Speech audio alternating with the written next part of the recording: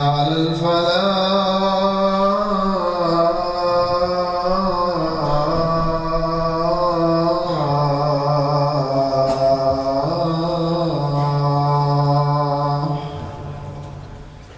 الله أكبر الله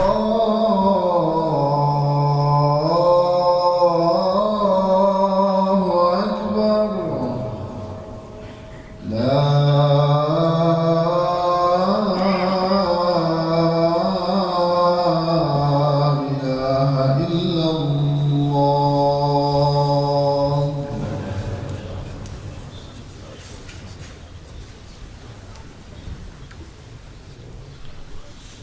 الحمد لله رب العالمين الرحمن الرحيم مالك يوم الدين وأشهد أن لا إله إلا الله وحده لا شريك له وأشهد أن محمدا عبده ورسوله اللهم صل وسلم وبارك على نبينا محمد وعلى آله وصحبه ومن تبعهم بإحسان إلى يوم الدين يا أيها الناس اتقوا ربكم الذي خلقكم من نفس واحدة وخلق منها زوجها وبث منهما رجالا كثيرا ونساء واتقوا الله الذي تساءلون به والأرحام إن الله كان عليكم رقيبا وننزل من القرآن ما هو شفاء ورحمة للمؤمنين. And we send down from the Quran that which contains a cure, a shifa, and a mercy for the believers. وَلَا يَزِيدُ الظَّالِمِينَ إِلَّا خَسَارًا. And it only increases the wrongdoers in further loss. And the Quran is a shifa for human beings in its most encompassing meaning. The most encompassing understanding of the word shifa, cure, applies to the Quran.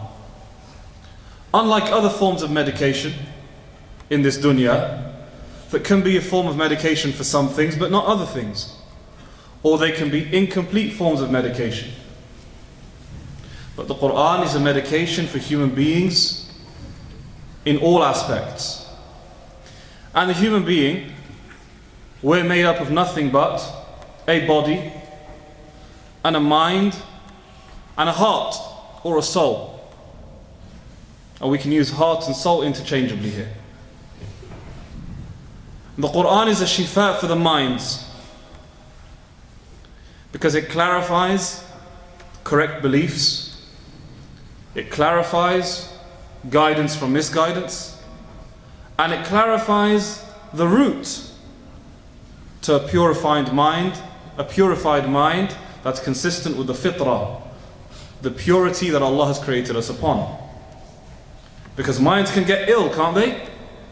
Can't a mind become ill, become diseased, so that it no longer distinguishes between good and bad, right and wrong? That can happen to minds. That can happen to any person's mind, if that person's mind is allowed to go astray far enough. So the Quran comes to correct people's beliefs. It comes to correct people's thinking. And the Quran also is a shifa for the hearts, for the souls. Because it purifies the hearts. Because in and of itself it's an act of worship. Reciting the Quran is an act of worship in and of itself. And we don't understand what the soul is like. And so the only way we can strengthen this soul is to follow Allah's guidance, the creator of souls, on how to purify our souls. And Allah Ta'ala has made worship, ibadah, remembering Him and keeping away from sin, the means to purifying the souls. The Quran is also a purifier of the hearts, of the souls, because it clarifies for us the diseases of the heart and the things that can damage hearts. So it dispraises envy and greed and shirk. All sorts of illnesses of the heart are clarified in the Quran. and warned against in the Quran. And the means to washing our hearts from these illnesses is clarified in the Quran also. Thirdly, the Quran is also a shifa for the bodies. It's a shifa for the bodies because it guides us towards good actions and bad actions, right actions and wrong actions. And we can take it a step further than that and say, reciting the Quran can be a shifa for the bodies as well. Through ruqyah and through the recitation of the Quran. Although that's not the main purpose of this ayah. When the ayah of the Quran says we sent down from the Quran that which is a shifa for people, then it's mainly talking about the shifa for the minds and shifa for the hearts. Because with a pure mind and with a pure heart, everything else follows. Pure actions follow. And that's why, and I've touched upon this in a previous khutbah, when we look at how Allah Ta'ala describes people of knowledge in the Quran, الَّذِينَ أُوتُوا الْعِلْمِ, those given knowledge, or الرَّاسِخُونَ فِي الْعِلْمِ, those who have firmness, rusukh in ilm, He always describes them as being people of iman and understanding. Not people with lots of information in their minds necessarily. That's not so important. But people with firmness in what they do understand and what they do know. And that firmness is a result of this revelation, this Quran. بَلْ هُوَ آيَاتٌ بَيِّنَاتٌ فِي صُدُورِ الَّذِينَ أُوتُوا الْعِلْمِ. These verses, or these are only clear verses in the hearts of the people who've been given knowledge.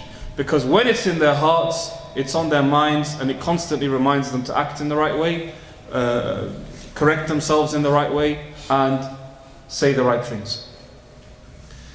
And this is the month of the Quran, because it was the month in which the Quran was revealed, or first revealed. Two opinions.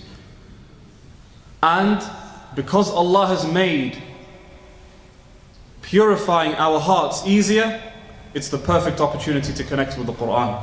Because the Quran only settles in a heart which is purified. May Allah Ta'ala purify mine and your hearts. أقول ما تسمعون وأستغفر الله لي ولكم فاستغفروه إنه كان غفارا.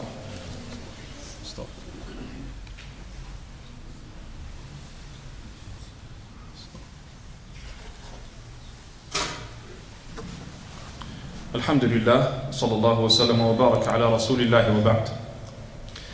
Knowledge of Allah's revelation isn't like other knowledge. It needs a pure vessel. It needs purity for it to settle. It needs purity for it to settle. Unlike other knowledge, anyone can gain knowledge by working and studying and putting the effort in. And because Allah Ta'ala has made it's easier in this month to get closer to Him and easier to keep away from sin. Easier, not impossible to commit sin, just easier. And when the Prophet ﷺ says Allah Ta'ala chains up the devils in the month of Ramadan, chains up doesn't mean they stop existing, they still exist. The impact is still there, it's just a lot weaker. It's just a lot weaker. And so because it's easier for us to purify ourselves, it is now easier for us to receive the Quran and for the Quran to have a bigger impact on us. Otherwise, the Quran in and of itself can either guide us or misguide us. Allah Ta'ala says so in the Quran. And that might sound surprising. How can the Quran misguide us? This ayah I've recited, Allah Ta'ala says, وَنُنَزِّلُ مِنَ الْقُرْآنِ, and we sent down from the Quran that which contains a shifa and mercy for the believers, للمؤمنين. Then he said, وَمَا يَزِيدُ الظَّالِمِينَ إِلَّا خَسَارًا, and it, the Quran, only increases the wrongdoers in further loss. Because by hearing the Quran or listening to the Quran, it might make them more arrogant. It might even make them belittle the words of Allah even more. And that's the reality of some people today. If they hear about an ayah of the Quran or they hear about a statement of the Prophet ﷺ, they become even more distanced from Allah Ta'ala. How? Because it's about the condition of a person's heart That's what decides whether that person receives the Quran in a good way or doesn't receive the Quran in a good way. وَلَا يَزِيدَنَّ كَثِيرًا مِّنْهُمْ مَا أُنزِلَ إِلَيْكَ مِنْ رَبِّكَ طُغْيَانًا وَكُفْرًا. And many of them, O Messenger, will only increase in transgression and disbelief through this Quran that we've revealed to you. Allah is saying, O Messenger, what we're revealing to you, this Quran, is causing some of these people to go even further astray. How long has Iblis lived throughout humanity? He's lived throughout the lives of all the prophets and still misguided. And therefore, prophethood and books, these purify the pure heart. And so things work together. We come closer to the Quran to help purify us, and we work hard to purify ourselves in other ways, and therefore the Quran has a greater impact on us. And this month of Ramadan is meant to be a push. That's it. It's not meant to be all of our lives as Muslims. Our lives as Muslims is outside Ramadan and inside Ramadan. But Ramadan is a push. Ramadan takes us steps closer. Otherwise, the Quran was only revealed over a long period of time, bit by bit, so that it can settle in people's hearts. And that's why when Allah Ta'ala described the disbelievers who said, وَقَالَ الَّذِينَ كَفَرُوا لَوْلَا نُزِّلَ عَلَيْهِ الْقُرْآنُ جُمْلَةً وَاحِدَةً. Why the disbelievers said, why isn't the Quran revealed all at once? Every day a few verses revealed. Today Muhammad's saying this, today Muhammad's saying that, tomorrow he's saying new verses, and he's claiming this is from Allah. Just bring this whole Quran down at once. Allah Ta'ala said in response, كَذَلِكَ لِنُثَبِّتَ بِهِ فُؤَادَكَ. That is so that we can keep your heart firm. And if this is keeping the Prophet's heart firm, then of course we're in even more need of our hearts being kept firm through slow and constant recitation and relationship with the Quran. And so that slow and steady and consistent recitation of the Quran, consistent and regular reading of tafsir and translations of the Quran, consistently trying to set ourselves new goals about how to act upon the Quran. You read an ayah, you read a surah, okay, today I'm going to try and act upon this. Once that's settled, we move on. Now we want to act upon this, we want to act upon that. That's how the Quran reforms lives. And that's how the Quran impacts our hearts.